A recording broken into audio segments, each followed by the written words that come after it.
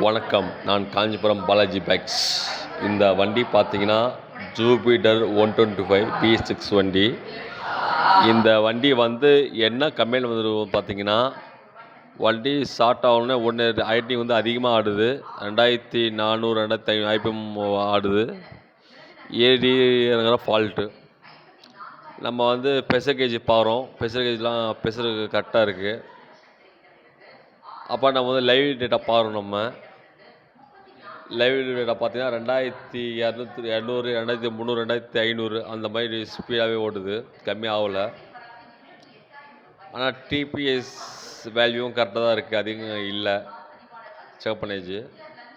இதில் மேப் பார்த்துக்கிறோம். மேப் வந்து 46,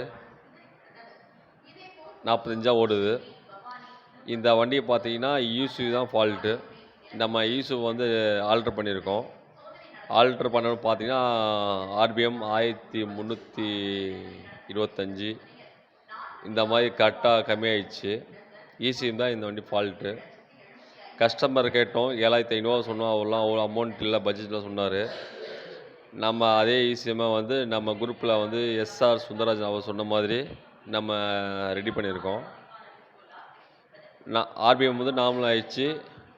மேப்பம் வந்து 36, 37 அந்த மாதிரி கரெக்டாக ஓடுது. வண்டி வந்து தெளிவாக இருக்குது. ஓட்டி பார்த்தேன், அடிக்கிற ஃபால்ட்டு இல்லை. சுழல் கரெக்டாக ஆடுது, ஆஃபும் ஆகலை. மிக்க நன்றி. நான் காஞ்சிபுரம் பாலாஜி பைக்ஸ்.